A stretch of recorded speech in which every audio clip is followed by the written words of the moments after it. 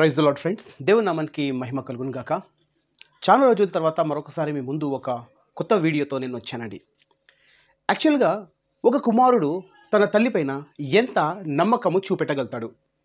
తల్లి ఎటు తీసుకుపోయినా కుమారుడు గుడ్డిగా నమ్ముకొని తన తల్లి వెంట వస్తాడు. తల్లైనా తండ్రి అయినా పిల్లలపైన ఎంతో ప్రేమ, ఆ విధంగానే పిల్లలు కూడా తల్లిదండ్రులపైన చాలా గుడ్డిగా నమ్ముతారు. తల్లిదండ్రులు ఎక్కడ తీసుకువెళ్తున్నా కూడా పిల్లలు ఏమాత్రము అడగరు. ఆనందంగా ఆడుతూ పాడుతూ తన తల్లిదండ్రులతో ఉన్నామని ఒక నమ్మకంతో పిల్లలు వాళ్ళను, కానీ అదే తల్లిదండ్రులు కసాయిగా మారితే ఆ పిల్లల పరిస్థితి ఏంటిది? అవునండి, మీరు నిజంగా విన్నారు. బెంగళూరులో జరిగిన ఒక భయంకరమైన ఇన్సిడెంట్. ఇది వింటుంటేనే చాలా భయం వేస్తూ ఉంటుంది. ఒక తల్లి తన కుమారుణ్ణి 4 సంవత్సరాల కుమారుణ్ణి చంపేసింది. లోకము ఒకవేళ బయట చూస్తూ ఉంటే ఎక్కడ వెళ్ళిపోతుందో అర్థం అవుతలేదు.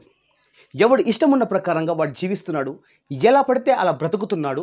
తనకు ఏదో జరగలేదని, రాలేదని, ఇవ్వలేదని, లేకపోతే వాళ్ళు అడిగిన కోరికలు తీరలేదని ఎదుటి వానిపైన తన కోపము, తన కక్ష అనేది చూపెడుతున్నారు, లేదా ఆత్మహత్యకైనా గురి అవుతున్నారు.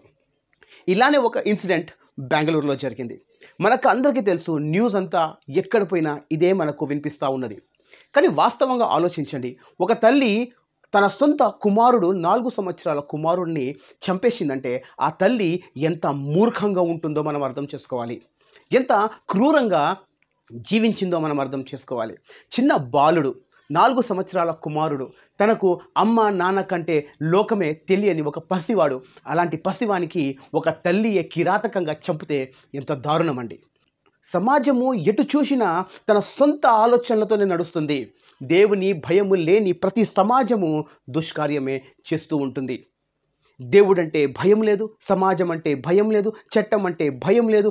ఏది జరిగినా నాకు ఏం పర్వాలేదు, నా ఇష్టమున్న ప్రకారంగా జీవిస్తాను అని చెప్పే ప్రతి పురుషుడు కానీ ప్రతి స్త్రీ కానీ జాగ్రత్తగా ఆలోచించాలి. నువ్వు ఇష్టమున్న ప్రకారంగా బ్రతకగలుగుతావేమో, కానీ చచ్చిన తర్వాత నీ ఇష్టం అనేది జరగదు. నీవు భూమిపైన శిక్ష అనుభవించకపోయినా దేవుడు మాత్రం నిన్ను చాలా దారుణంగా శిక్ష ఇవ్వబోతున్నాడు. బెంగళూరులో ఒక AI కంపెనీకి సంబంధించిన ఒక CEO, చదువు లేని వారు పొరపాటు చేస్తారు అని అనుకుంటాం, కానీ చదువుకున్న వాళ్ళే ఎక్కువగా దరిద్రులుగా మారుతున్నారు. చదువుకున్న వాళ్ళే ఎక్కువ క్రైమ్లో ఉంటున్నారు. చదువుకున్న వాళ్ళే ఎక్కువ మర్డర్ కేసెస్లో ఇరుకుతున్నారు. చదువుకున్న వాళ్ళే ఎక్కువగా దోపిడిలో పడుతున్నారు. ఒక స్త్రీ తన కుమారుడిని గోవా ఒకవేళ రిపోర్ట్ చెక్ చేస్తా ఉంటే అక్కడ కాఫ్ సిరప్ కనిపించిందంటండి. 4 కాఫ్ సిరప్ పిల్లలకి తాకిపిస్తే పిల్లలకి మత్తెక్కదు. మనము కేవలము ఒక కాఫ్ సిరప్ తాకిపియంగానే, ఒక దగ్గు మాత్ర తాకిపియంగానే మనకు నిద్ర వస్తూ ఉంటుంది. అలాంటిది 4 బాటిల్స్ కనిపించినాయంట పోలీస్ వాళ్ళకు. రక్తము మరక కనిపించిందంట. ఆ తల్లి అంట బట్టతోనో లేదా దానికంటే పిల్లతోనో అబ్బాయినంట దానికి ఏమంటారంటే కనుక ఊపిరి ఆడకుండా చేసి చంపేసిందంట. తల్లి భార్య భర్త మధ్యలో ఉన్న వివాదము ఎవరిపైన చూపెట్టాలో తెలియక పసిపిల్ల ప్రాణం తీసేసిన ఒక కసాయి తల్లి అండి. ఏ కుమారుడు అనుకుంటాడండి పాపం? ఏ తల్లి అయితే 9 మాసాలు మోసిందో, ఏ తల్లి అయితే చిన్నప్పటి నుంచి 4 సంవత్సరాల వరకు తినిపించింది, తాకిపించింది, తీసుకొని పోయింది, ఎక్కడెక్కడో కావాల్సినవన్నీ ఇచ్చిన తల్లియే ఏదో దక్కనందుకు తన కుమారుడిని కూడా చంపేసిందండి. సమాజంలో ఇలాంటి క్రూరమైన తల్లిదండ్రులు మనకు ఎంతోమంది కనిపిస్తున్నారు. తండ్రి కుమారుని చంపడం చూసినాము, తల్లి కుమారులను చంపడం చూస్తున్నాం. మనము న్యూస్ ఓపెన్ చేయంగానే ఒకసారి మనము వార్తలు వింటే ఏ న్యూస్ ఎక్కడి నుంచి దారుణమైనది వస్తుందో అనేది మనం భయపడతా ఉంటాము. సమాజాన్ని కదిలించేస్తుందండి ఇదంతా. దేవుని భయం లేని వాళ్ళే, దేవుని భయము లేని వారు మూర్ఖంగా ప్రవర్తిస్తున్నారు. చదువుకున్న వాళ్ళే ఎక్కువగా దరిద్రులుగా మారుతున్నారు.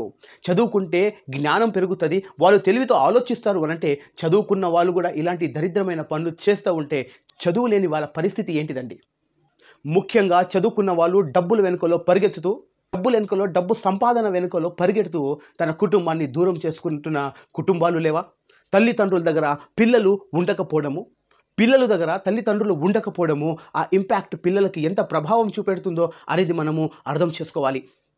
4 సంవత్సరాల బాబుని చంపేసిందండి. అంటే ఒక న్యూసెన్స్ క్రియేట్ చేస్తూ లాస్ట్లో ఏ క్యాబ్లో అయితే ఆమె పోతుందో ఆ క్యాబ్ డ్రైవర్ నంబర్ అనేది పోలీసు వాళ్ళు ఎలాగో అలాగా తీసుకున్నారు. తీసుకొని ఆ క్యాబ్ డ్రైవర్కి డైరెక్ట్ దగ్గరున్న పోలీస్ స్టేషన్లో సరెండర్ చేపిమని చెప్పినప్పుడు ఆ క్యాబ్ డ్రైవర్ ఇమీడియట్గా కర్ణాటకలో ఉన్న ఒక పోలీస్ స్టేషన్ దగ్గర పోయి వీళ్ళను సరెండర్ చేపించాడండి. ఎంత పాపంలో ఉన్నా, నీకు ఎవడు చూస్తలేడు అని అనుకున్నా, నిన్ను ఎవరు పట్టుకోలేకపోతున్నారు అని అనుకున్న సమయంలోనే దేవుడు నీ పైన న్యాయం తీర్చడానికి దిగుతాడు.